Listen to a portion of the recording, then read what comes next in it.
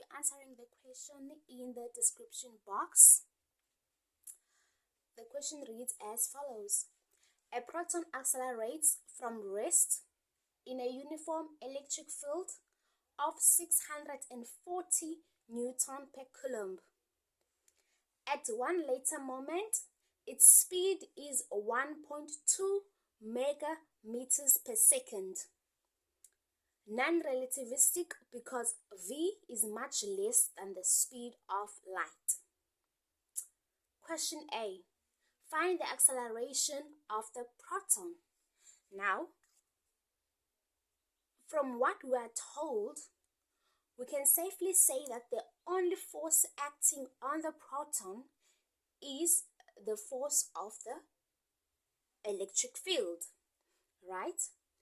And from that, we can say that I'm answering question A, the force of the electric field, which is equal to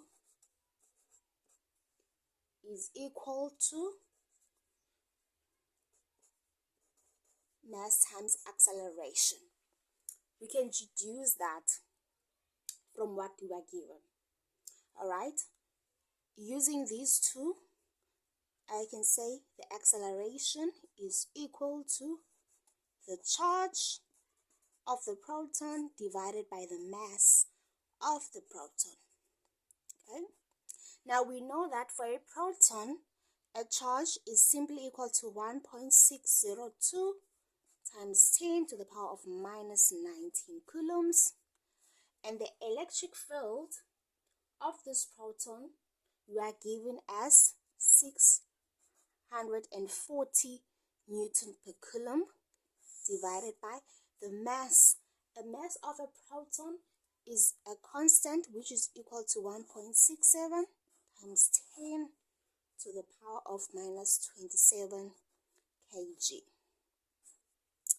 If we put that in our calculators, we should get a value of 6.14 times 10 to the power of 10 meters per second square. Okay, and now let's go to question B. In question B, we are told that we are asked over what time interval does the proton reach this speed. Okay, so what do we know?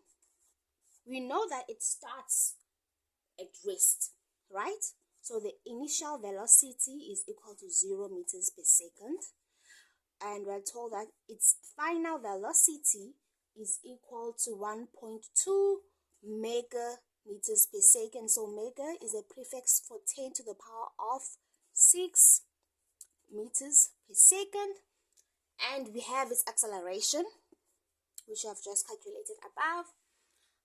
Now we want to find the time. Now, because this is in a uniform electric field, we know that acceleration is constant. And since acceleration is constant, we can use Newton's equations of motion to find the time.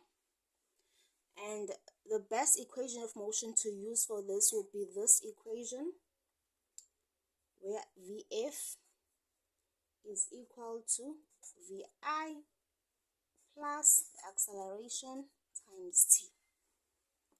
Okay, arranging this equation to make t the subject of this formula, we will have t is equal to Vf minus Vi divided by the acceleration.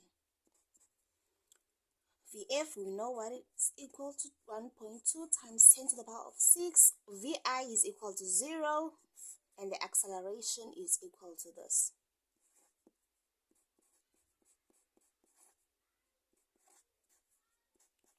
Putting that in our calculator, we should get a value of 1.95 times 10 to the power of negative 5 seconds, right? So time is equal to 19.5 microseconds. Okay, and let's go to C. In C, we are asked how far does it move in this time interval? Okay, again, we're gonna use Newton's equations of motion to calculate C. So we are asked to find the distance that it moves in this interval, right? Using equations of motions, the best equation to use for this part will be this: delta x is equal to VIT plus half AT squared, right? And then we know that VI is equal to 0, so 0 times t, that will be 0, and then we can just go here, this side, so it will be 0 plus half the acceleration, we have it,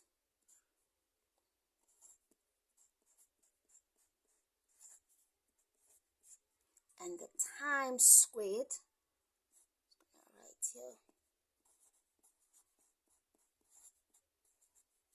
Okay. So we put the time in terms of seconds and in terms of microseconds.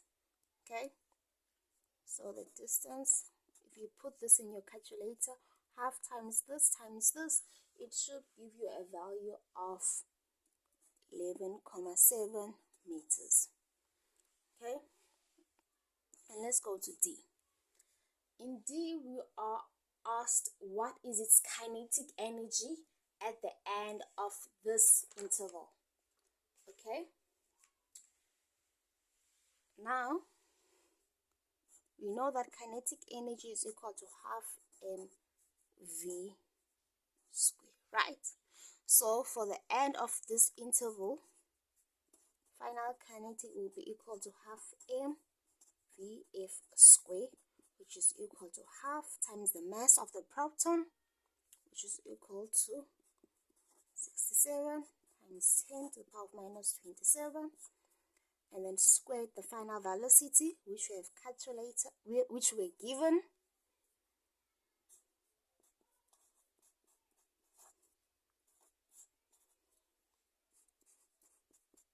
and our answer should be 1.2 times 10 to the power of minus 15 joules.